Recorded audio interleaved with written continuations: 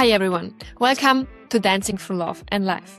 This podcast is here to help you move through love, life and dance with more ease, connection and joy. I'm Marianne, your host, and just a woman who found through partner dance a way to get to know myself, to understand my relationships in a completely new way. What just started as dancing became a journey of transformation. And today I help others to create more connection and trust in their own relationships. If you are interested in love, life, and yes, also dance, then you're in the right place.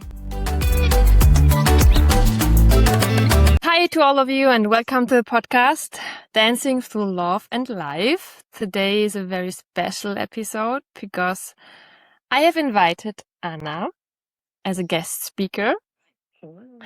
And Anna, I just introduce you in a few sentences and then I give you the stage to introduce yourself. So, Anna, I got to know you actually from Instagram. You contacted me. And you're a dancer, you're from the US, living in Germany. And also you have been created the podcast, the Real Kiss podcast.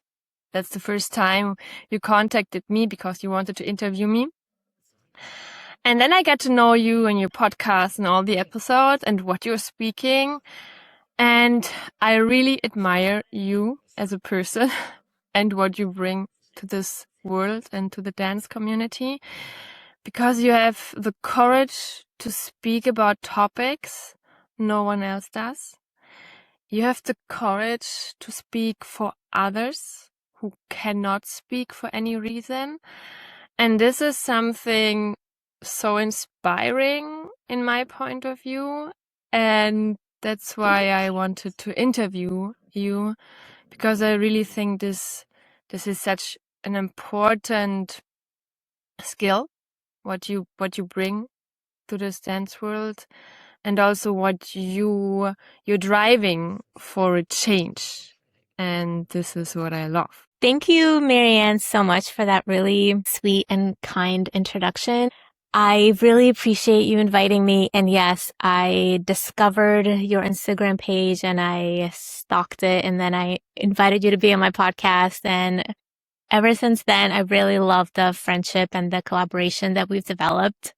And I'm really, really grateful for it because I also admire you and what you do so much. And I love everything that you post and all the topics that you bring up, because I think they're also really important things that need to be talked about and thought about and discussed more. And yeah, I like everything you said about me is true. I am from the US and I live in Germany and I am a dancer, but dance is just a part of my life. I do enjoy talking about it, and I, of course, enjoy doing it, and I have a lot of dance friends, and then I also have friends who are not dance friends, and I feel like I am also very much in touch with, the non-dance part of my life, and maybe that's what allows me to be so objective when it comes to dance, because I'm constantly, kind of putting it in check and comparing it to the real world and the real life and being like, come on, people, like if we don't accept this in real life, why are we accepting this in dance? So I think that's what kind of gives me perspective and allows me to do what I do. And yes, I do feel free to bring up these topics and talk about these things because I feel like I don't have anything to lose in doing so. Like, I'm not a big enough name. I'm not a big enough artist. I don't make my living through dance. So I'm not threatened by, being canceled or people not liking me and not booking me and, not wanting to dance with me. Like, that doesn't really concern me. I think you are describing a very important topic of you not losing anything. Do you think this is one reason people hesitate to talk about those topics in public? Yeah, absolutely. I think a lot of people have started to build their whole identity on who they are in the dance world. And now they have to protect that identity. They have to protect their image, their reputation, sometimes even their income, which, is very serious because that's how you survive and make a living. So they feel like they have to conform and comply and live up to live up to their image and not make any waves in order to get bookings. So they just stick to dance and they don't talk about any of the important topics because they don't want it to affect them negatively. Yeah, there's a lot of course, doubts and fears that when they speak up, that they got cancelled. People don't go to them. Maybe also people don't believe them, because this is also how I see it, that when we talk about topics, we want to have proofs. So this is like, oh, I need to have a proof, otherwise I don't believe you. Especially when it comes to events and organizers about cancellations. And yeah, I'm not so into social media and watching all the stories, but I need to be honest, I love your stories. Every time I go through your stories, like, oh, this is so interesting. Oh, wow. So I'm super surprised every time. And I have also this wow moment. So your stories are one of my favorite ones, because there's so many news you share, and so courageous topics as well. No one talks about. So when you go back to your start, when you started to dance, have you experienced also similar topics? Yeah, absolutely. When I first started dancing as a young, 24-year-old, very naive, very almost like sheltered from this culture, this dance culture, because it is its own culture. Yeah. It is essentially almost like its own world with its own, ecosystem. I knew nothing. And yes, I was, falling for all these famous DJs and dancers because they were good looking and they were on stage and they were flirting with me. And yes, I was, of course, so naive, oh my gosh, like this DJ likes me, and like never mind that he's living with a girlfriend and then he's also sleeping with his dance partner. And then he's trying to also have sex with all these dancers. Mm-hmm. And I'm like, what? Like, I'm not special?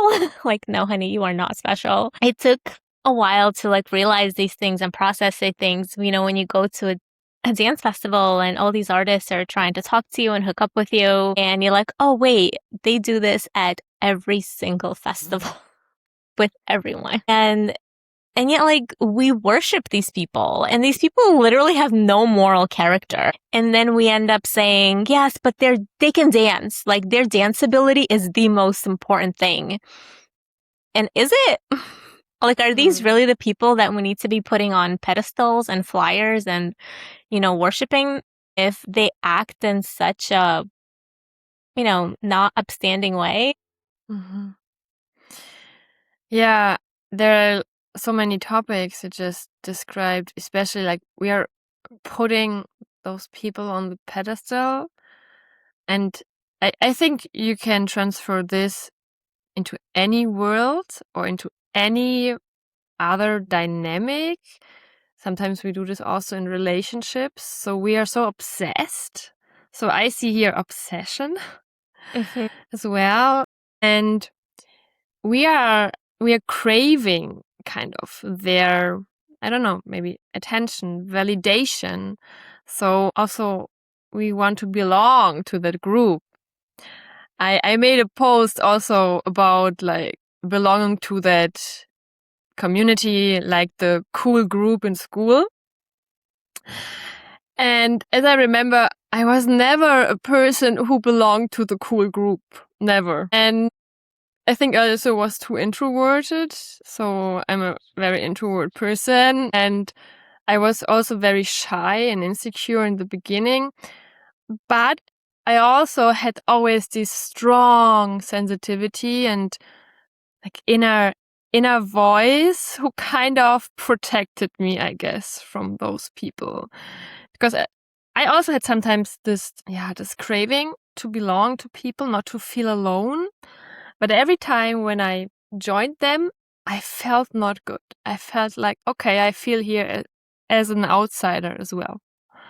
So I will be alone to feel also as an outsider.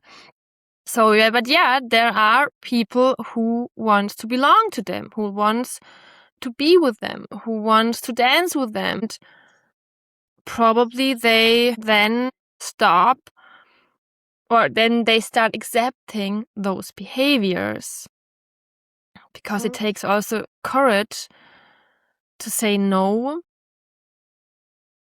and then feel lonely again. This is what I think the most people want to avoid, not to belong to a certain group. And in our dance community, yes, we have those groups too.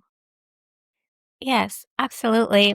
But there are so many people in the dance community, and there are so many groups, and like you don't need to belong to this one particular toxic group. It's like, be true to yourself. Let your people find you. Like, I'm also an introvert, and like sometimes it can be hard for me to make new friends. I'm much better in small group one-on-one settings, and especially moving to Europe and it's starting to attend festivals in Europe and trying to make new dance friends in Europe. Like, yes, it's been a slow process, but the friends that I have made here are not quality. And I'm so proud to be friends with every single one of those people. Like, I can say that they have character. I respect them. And I'm proud to call them my friends. And those people exist. There are so many great, amazing people in the dance world. And usually they're not the ones that are standing in the spotlight. So as soon as you stop getting drawn to the spotlight and just start looking outside of the spotlight, who are the people who are supporting? Who are the people, who are just, consistently showing up and trying to build things in the local community, not traveling to a different dance event every weekend. No, those people are so hard to be friends with because it's like you're always traveling, you're always in a different place. Like, I never know where I'm going to find you. That's not very consistent. Like, they're like kind of flaky and fleeting. And they're usually friends with those same people who are also traveling every single weekend. But who are the people who kind of just like stay put and they put in work in their local dance scene? I would say those are the really high character people who are capable of commitment, whether it's commitment to friendship, commitment to romantic relationships, and, just commitment to quality. Yes. Yes, there are so many beautiful people outside. It doesn't matter if it's in which dance community. In every dance community, we have the dark side and the light side. So, and there are beautiful people. I have met also beautiful people, amazing people through dance. They become my close friends as well. And I have met also people I would not like to go on to drink a coffee with them. So yes, I have met both types. And I think it's very important where my focus goes. Where is my attention? Do I only see the people who are inconsistent, who are treating me not the way I would like to be treated? And do I accept those behaviors? Or do I respect myself, even if it's risky, even it takes courage, and I choose a different way. I choose different people. So, how did you find your way to that point where you stopped being in that group and started to choose yourself? So what was your turning point? I think my turning point came when I moved away from a dance scene where I was dancing pretty much almost every day. And I went to grad school and I lived in a place where I was like at least an hour away from any good dancing. And, being in grad school, like I can't drive, 2 hours every day to go dancing. Like that's not realistic. So I started spending a lot of time by myself and away from my new dance community and my new dance friends that were over an hour away. And that's when it kind of started to occur to me like, wait a minute, maybe my real friends are the ones who are still my friends when I'm not on the dance floor every week or like they don't see me every week, and people who check up on me in between dance events. And like, these people who are not dancers, they're actually pretty good friends too. And I have a lot more in common with them than I have with my dance friends. And, there's a lot more to life than just dancing. Like, I can do all these other things. I can focus on these other things, like the career I'm building, the life I'm building by being in grad school right now. It's more important than dancing. Yeah. Like, dance is not everything. And a lot of people make it their everything because it becomes their main source of validation, feeling good about themselves, doing things that they're good at, physical touch, affection, can be a source of so many things. And yes, Source it of can. social interaction as well, Mhm. because we are spending a lot of time with other people. We are being very close, as you said, physical touch. Yeah. Mhm. Mm. Absolutely. And it is absolutely a source, but it's Mhm. one source. One source, yeah. As soon as it becomes your only source, I would say that's when it starts to become a problem and it starts to become not healthy. Mhm. Yes. Thank you. Thank you for your insights. And this is so important. And I think it's very useful for a lot of people who see their life depends on just one source, the dance community as well. So I would love to talk about your podcast as well, the Real Kiss podcast.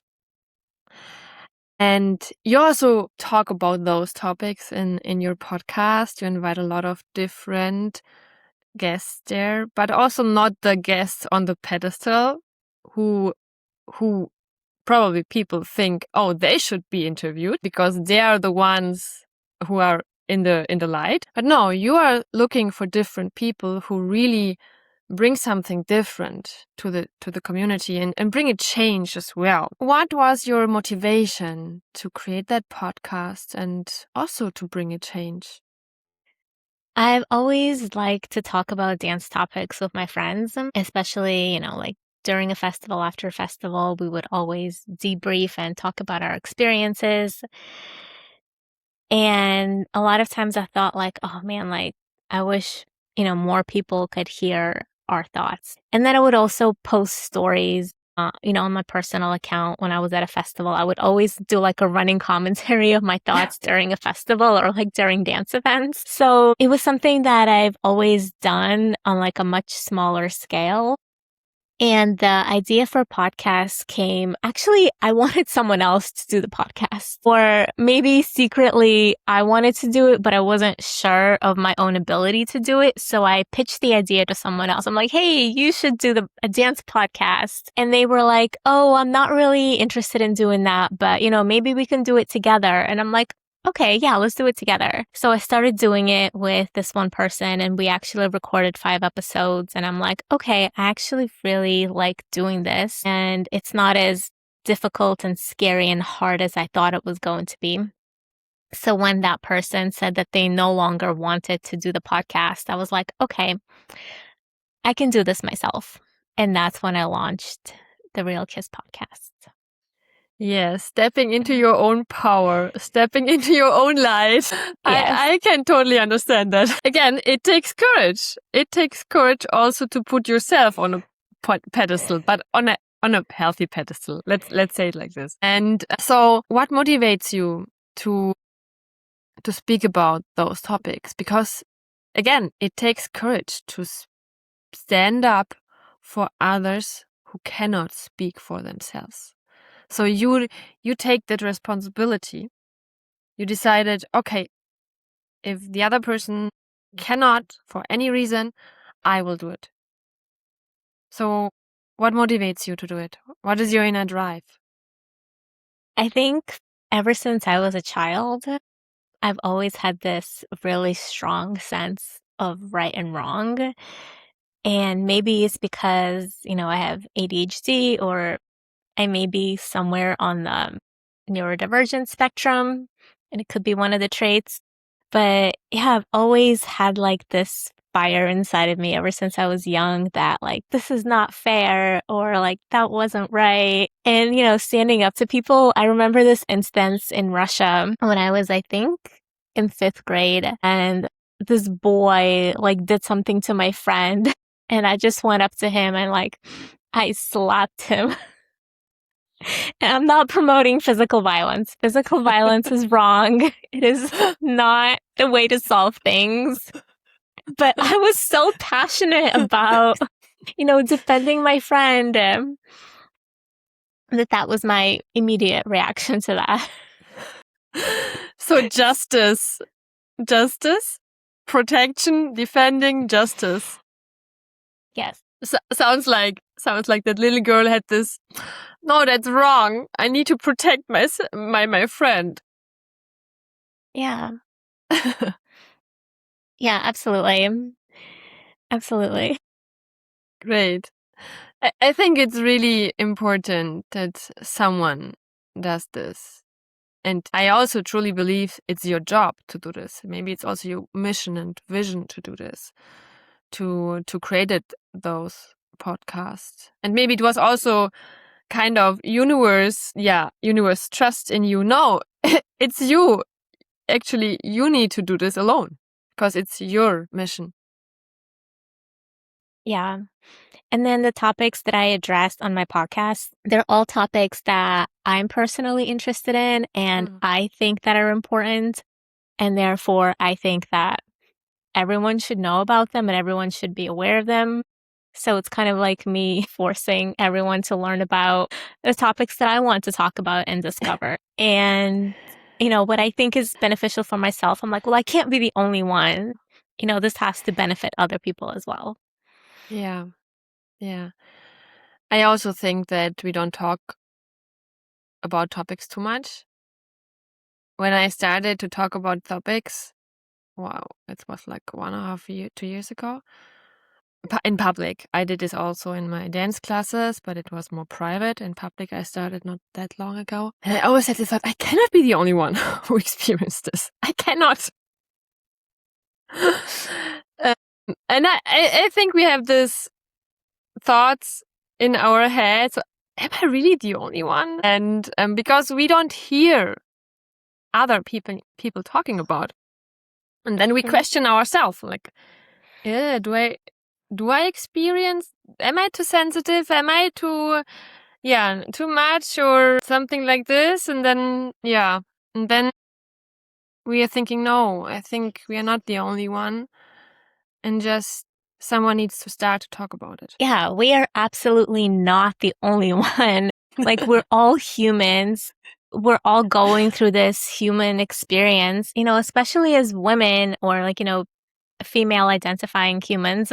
We experience certain feelings, emotions. I feel like being a woman in the dance scene is so bonding because we all go through the same things. No matter how confident you are, how much dance experience you have, like, you're still human. You have feelings, you have hormones, all these things are very normal to feel, to think, to experience. And sometimes we're so ashamed of our experience, or we are like embarrassed by it, or we're scared to admit it to ourselves that we think there's something wrong with us for thinking these things and for feeling the way we do, when in fact, there's nothing wrong with us. It's completely normal, and everyone else is going through the same thing. And if we just say it out loud, we will discover that it's so relatable. So many people can relate. So many people can contribute. So many people can help. Yeah. And that's also what a collective brings, right? We are a community and we can support each other. Yes, we can destroy each other too. This is also what we see, unfortunately. Yes. But on the other hand, we can support each other as well. I think this is very important that we support each other. And I also would like to ask you, when creating those space and that podcast, and it's growing, I see it's growing, I'm very happy for you as well.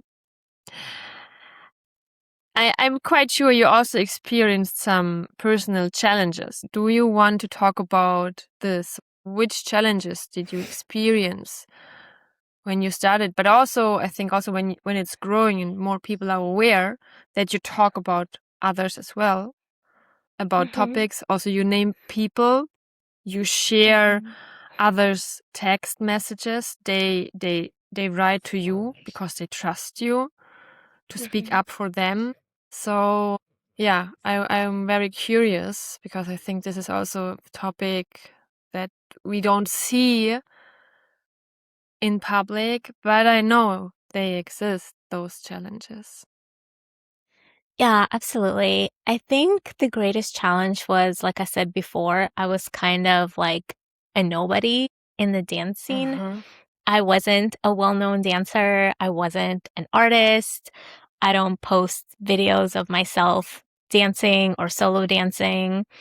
I mean, those videos exist like on my personal account of me dancing with other people, but it's just social dancing. Like I don't do collabs. I don't do performance. Like I'm not a big name out there. So nobody really knows who I am. I don't know, like I don't have a lot of dance exposure, especially in Europe. Like I came here as like a nobody, just a regular social dancer. So people are like, who is she? What does she know? What experience does she have? So I think my validity may have been questioned. And also people in the US who know me, they're also like, oh yeah, like we know this girl, like she's just an okay social dancer. Like who does she think she is talking about this and doing this? So it's kind of like people in the US and people in Europe have different, maybe thoughts and opinions.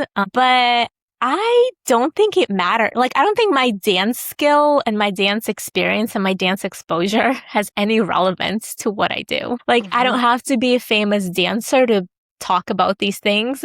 I don't have to be a famous dancer to experience these things. I don't have to be like this amazing, Battle Kids winner or like the Olympiad winner to know what I'm talking about and to be able to speak up and share these things. My thoughts matter just as much as anyone else's.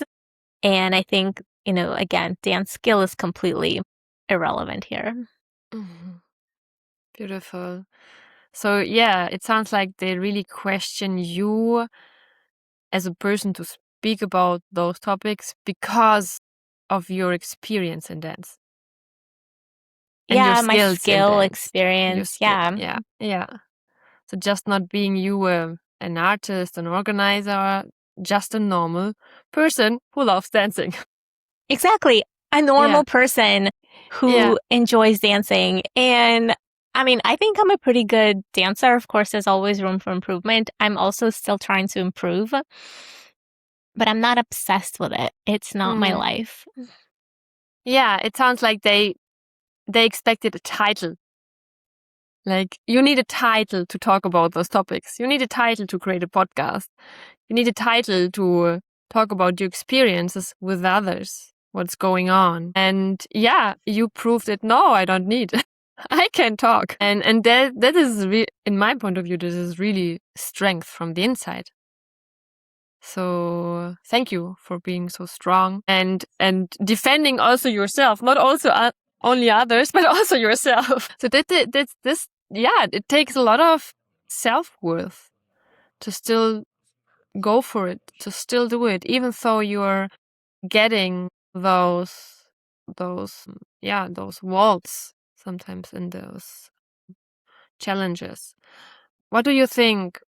Where did you grow the most in your journey by creating that podcast? I think, like you said, putting myself out there to be seen. And of course, there was that fear. I remember the first big festival like that I went to after the podcast. I was a little nervous. I'm like, oh my gosh, like, is anyone going to recognize me? Are people not going to want to dance with me? Because one of my friends actually told me, she's like, aren't you afraid that people are not going to like you because you talk about these things? Like, aren't you afraid that people are not going to want to dance with you? They're not going to want to, talk to you because they're going to be afraid. I mean, not to mention like people are not going to want to date you, all these things.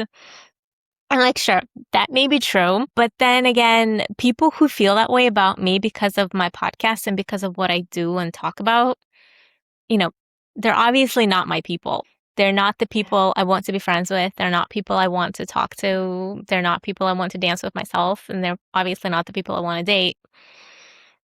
So I think it created like a filter almost. Whereas, yeah, I'm putting myself out there. I'm being unapologetically, authentically myself.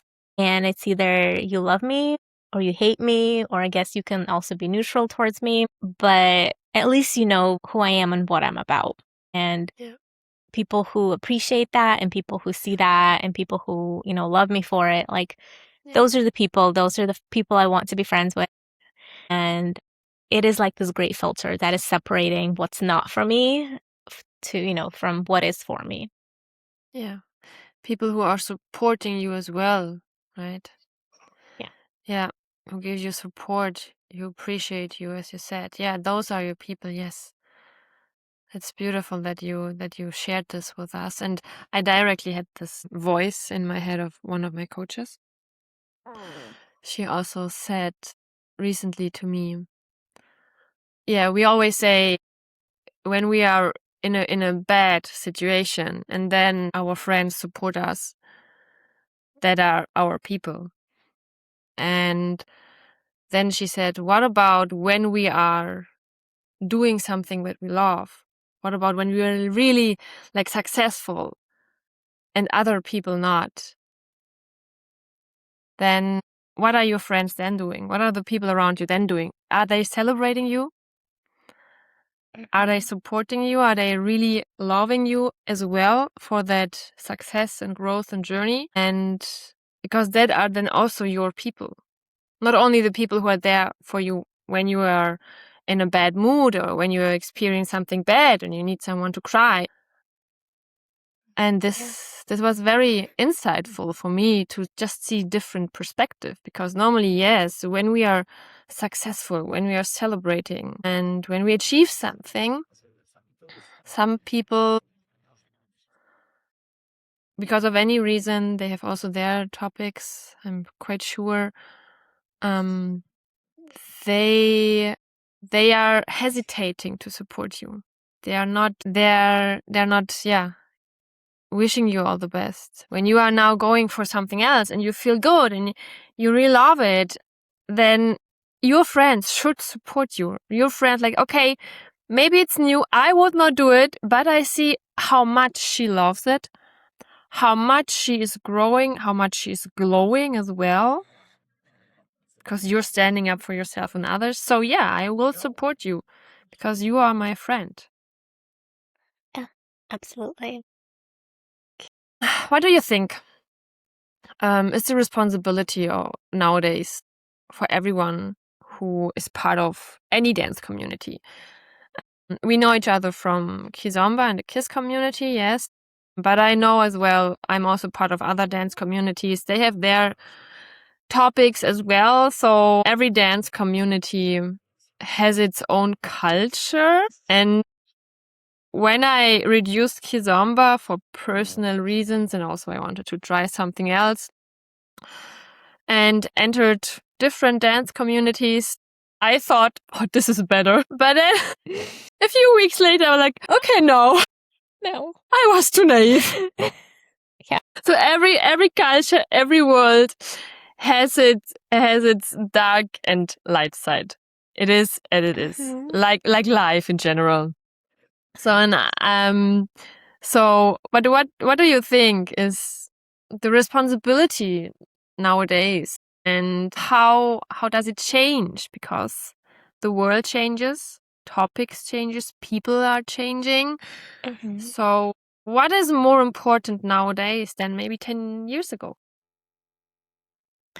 You know how they say the grass is greener on the other side? Oh yeah, I love that. Yes.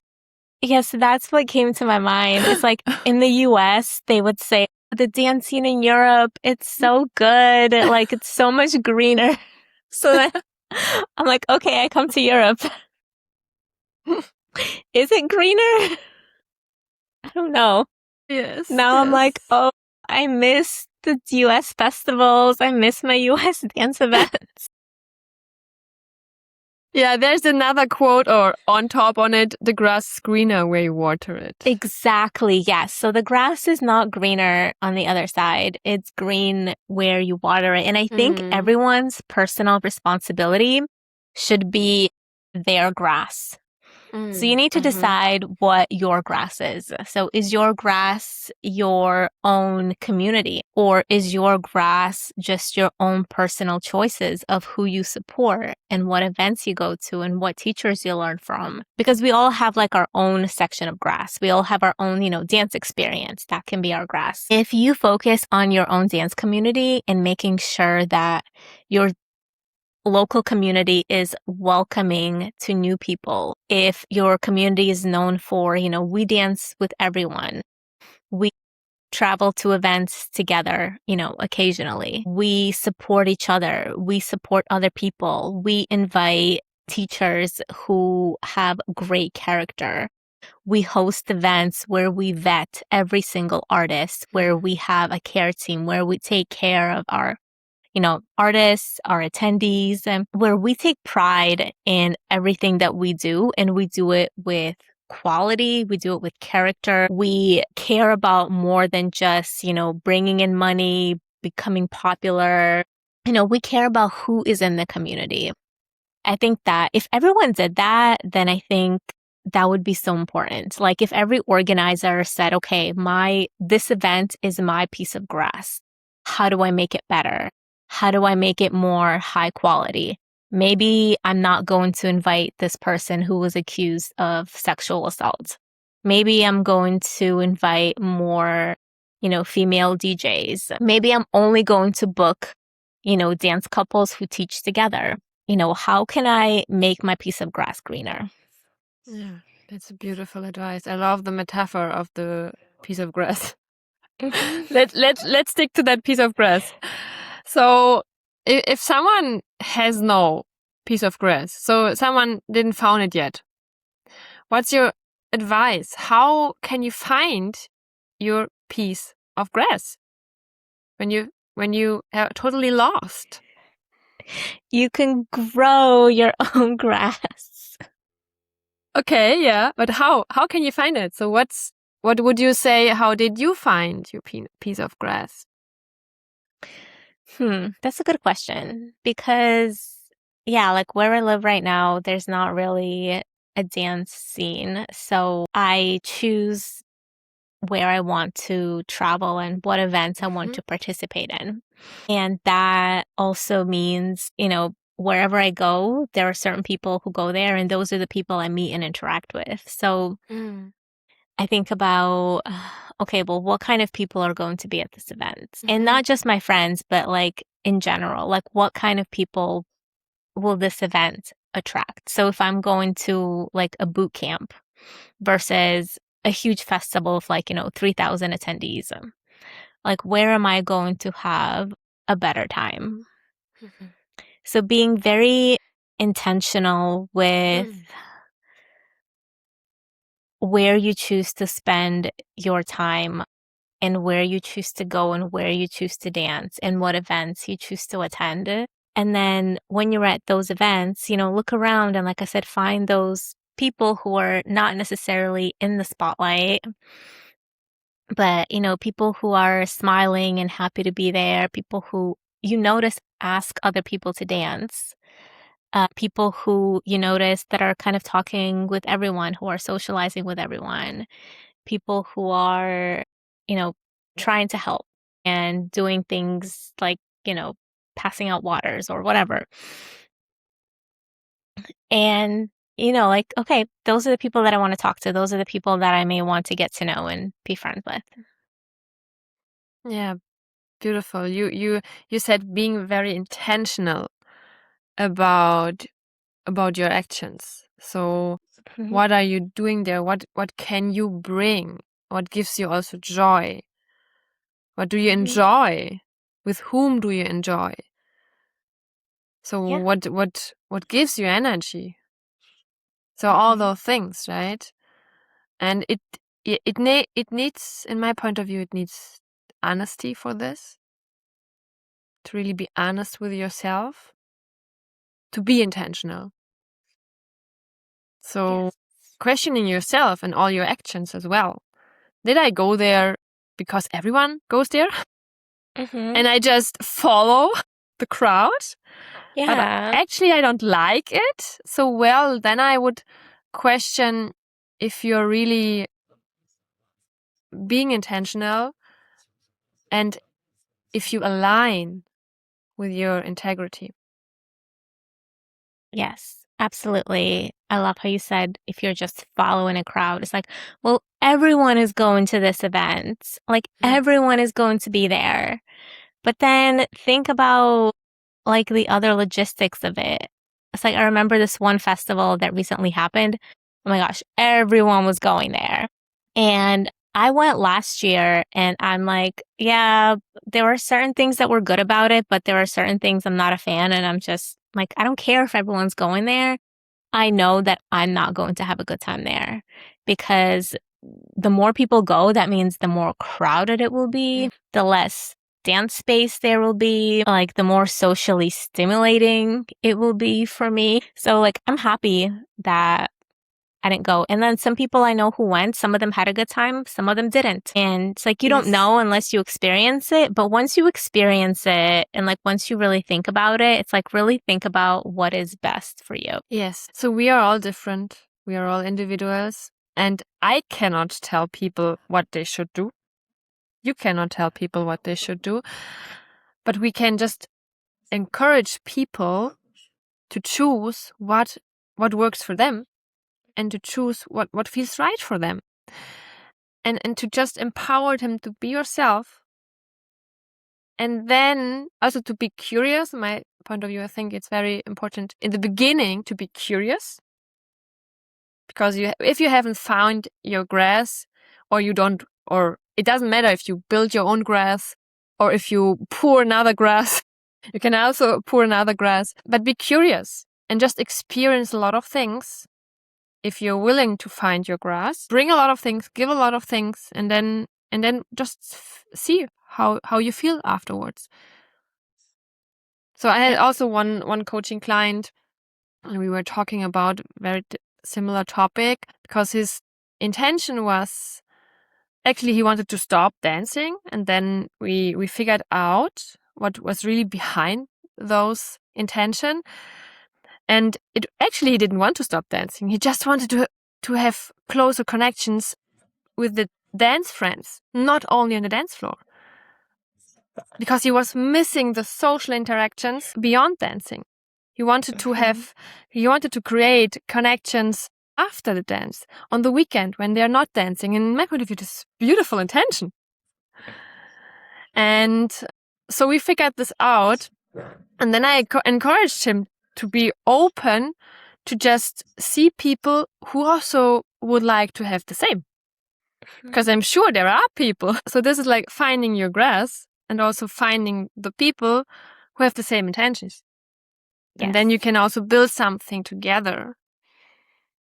And sometimes you need to go first because it's also your intention. So I remember also sometimes I wait for others to give me permission or to do my first step. No, that's not how life works. If it's my intention, if it's my wish, well, then I need to go I need to do the first step. Yeah. Yeah, absolutely. Like, I love playing card games. That's my way to like socially connect with my friends. And whenever I go to festivals, I bring my card games and my friends and I connect, when there's like some downtime. And I just went to this training and I brought my card games and I'm like, hey, like by the pool, like, does anyone want to play? And yeah, like some people did. And it was a great way to connect socially without it having be dance related. Yeah. But yeah, like you have to go first, bring the activities that you like and then ask people to join. And that's how you find your people. Yes. And some will say no, that's okay too. And some will say yes. Yeah. So, and that's how you find your people. That's how you green your grass. Make your grass greener. Yep. Yes. And then it can be really a wonderful experience in the dance community. Yes. Not only about dancing, but really creating connections, really creating friendships. Yeah, maybe also some romantic relationship. And this is, in my point of view, very beautiful. So in my point of view, the dance community is a wonderful place to be there, to do something very beautiful like dancing, and also getting to know people, wonderful people. Yes. And there are so many wonderful people in the dance community. Yes, there are. Let's focus on them. Let's Yes. focus on them. Still, of course, bringing that change, that we have this drive to change what is maybe not that good in our dance community, but also at the same time focus on the things that are good and the people who are intentionally and make things better. Yes. So we come to the end of the podcast. It was really lovely to talk to you, Anna, and listen to all your insight. And again, I really admire your strength and your courage. I think I can learn a lot from you. Yes, really. I admire your strong character and your courage to speak up for yourself, but most importantly, speak up for others who cannot. Yeah. Thank you. Thank you. I admire you as well. And I admire everyone else who is doing this work. It is very, very important work. And I'm definitely not the only one doing it. So there are others like me out there. You just have to find us. We exist. Yeah, that's true. I have still some questions left. The next one is, what do you wish for the community? So especially also the KISS community, because you are most part of the KISS community. What do you wish for the community? I wish for the community to become more authentic in a way that almost like decenters dance. So yes, dance is something that brings us all together, but outside of dance, we are all, full human beings who have other interests and roles in our lives. And I want everyone to be authentic about who they are outside of dance. And I want people to talk about that and to show those parts of themselves. Like, I want everyone's social media accounts to not just be their dance accounts. I want their social media accounts to also show, again, like outside of dance, who are you? What kind of a person are you? It's like, yes, I understand you dance. I get that about you. But what else is there? Like, there has to be more to you than that. And I want everyone to feel safe to show those parts of themselves, because I think that once we see each other for who we are outside of dance, I think the value of being a good dancer will drop and the value of being a good person will rise. That's beautiful. Yeah, let's make this happen. Let's make this happen. Yes. Next question. What's one thing you want people who listen to that podcast take away? I want them to take away the fact that they have power to make a change in their choices. So who they choose to support, what events they go to, the ability to message organizers and say, hey, I'm not comfortable with you booking this person for your festival. Like, I do not feel comfortable attending. Please remove this person from your lineup. Like, we all have the power to do that. We all have the power to say, I don't want to support this artist. I don't want to support this dancer because they have hurt another person. I don't want them on the flyer because I don't think they need to be pedestalized like that after what they've done. We can all do that. Like, I do not have to be the only person talking about this and making these demands of organizers. Like, you all have accounts, you all have keyboards, and you are all capable of sending these messages and posting these things as well. Yeah, beautiful. We all are capable of raising our voice. So use your voice, not only your body in dancing, but also your voice. It's so important. Yeah. Yes. Thank you. So now I have some personal questions in the end, when we come to the end of the podcast. And so if your dance and life journey were a book or a movie, what would the title be and why? You know, I think it would actually be called the name of your podcast, Dancing Through Life. Yeah, because I've been dancing, I would say, my whole life. I've always loved dance. And, dance is such a great metaphor for moving through life. Mm-hmm. Yeah. Because, sometimes we're dancing alone, sometimes we're dancing with other people. Yeah. And like we're dancing through all these relationships. It's a give and take, yeah. Yeah. That's why I called dancing through love and life, because for me, dancing was more a mirror of my love life. Yeah. So yeah. Also, life is for me a dance. Life. Yeah. Beautiful. What fills your heart with gratitude every single day? I think being healthy, being able to move and dance and have a body that is strong and healthy and allows me to travel and to do all the things that I want to do. And also to be able to live in Europe and visit all the beautiful places and meet all the amazing dancers in Europe and go to all the great events. Yeah, just have the freedom and the ability to do that. Yes, beautiful. Thank you for sharing this with us. I just love the practice of gratitude, because I think we always focus on what's missing, what we want to achieve next, and in doing that we forgot what's there, what we have, what we should be grateful for. And your health is one of the most important thing in my point of view to be grateful for, that you have a body that we can move and dance. Yeah, that's also the first thing I write in my gratitude journal, to be thankful for my health. Thank you for the reminder. Okay, so that was the end of our podcast.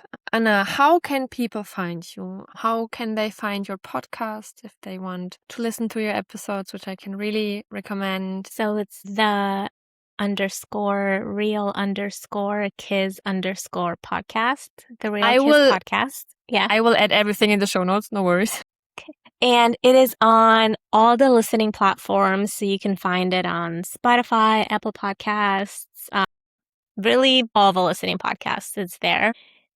And yeah, you can find me there, follow me, listen. I would love to connect if you have any stories to share. My DMs are open. My personal Instagram is private and it's reserved for people who I've met in person. So if we haven't met in person yet, and if I don't really consider you like a dance acquaintance or a dance friend, I will probably not add you on there. But once we meet and once we exchange some, interactions and conversations, you're also welcome to connect with me there as well. And your podcast has also an Instagram account, not to forget to mention. So you can also follow the podcast on Instagram.